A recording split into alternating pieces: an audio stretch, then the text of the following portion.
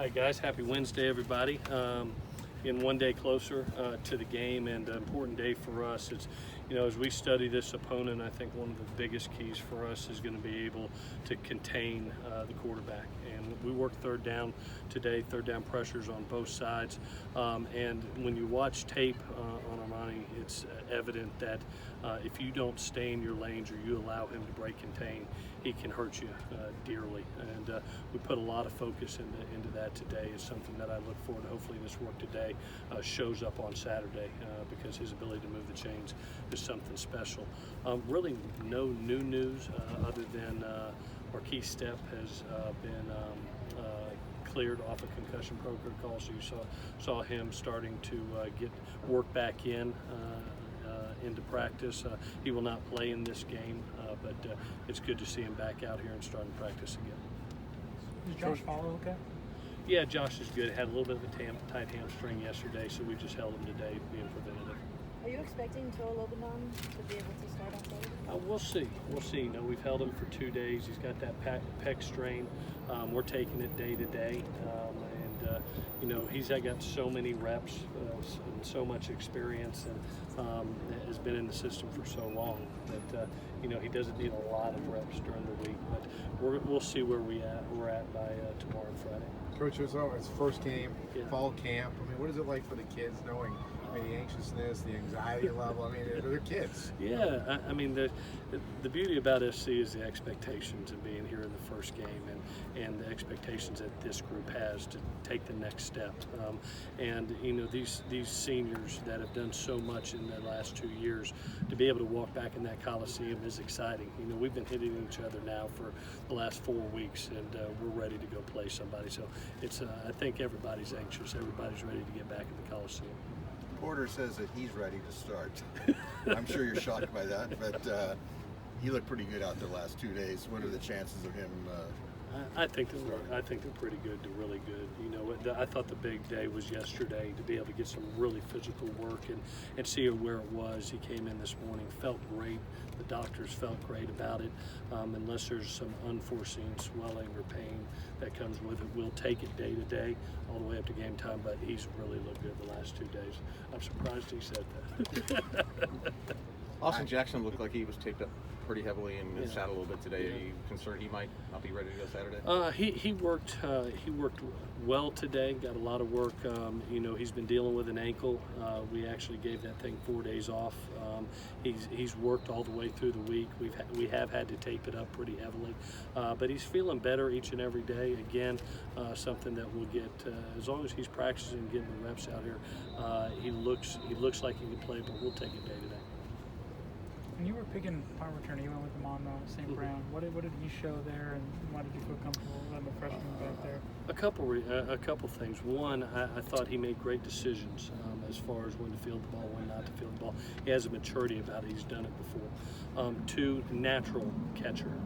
You could just see that it was easy for him, natural for him, and didn't have to work at it. And then in some scrimmages, it was neat to see him burst out and create some explosion runs coming off the punt return. He's got kind of a knack for it. He's got that one move and be able to explode. It's something that he looks natural at. Thought he did the best job coming out of camp, so he'll start. Looks like he's got a knack for everything. He does a heck of a job, and I think I've said this before. I think that he reminds me a lot of Robert Woods. The maturity that he's come in with mentally and physically to be able to contribute, the seriousness that he's gone about preparing for this season.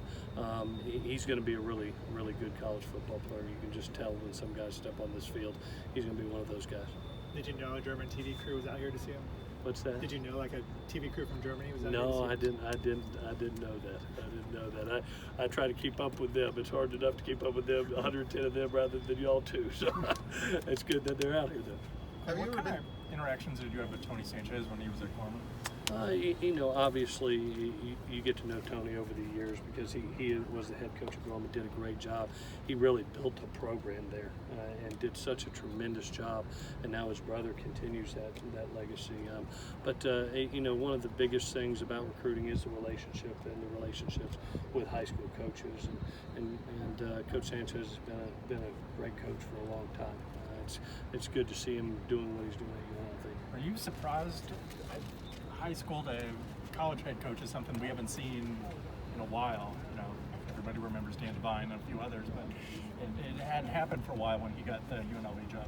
Well, there's a lot of great coaches out there, and some of us are college coaches, some are high school, some are NFL coaches, but we all coach. And some of the best ones I've ever met have been high school coaches. I think Coach Malzahn was another one that does a tremendous job. But you know, in my 24 years, I've walked into high school, sat down, and talked ball, and go, wow, you know, that's a special coach. And thank goodness, you know, that we lean on the fact as college coaches that from 15 to 18, we're hoping that high school coach is a great coach because we get them there a better product.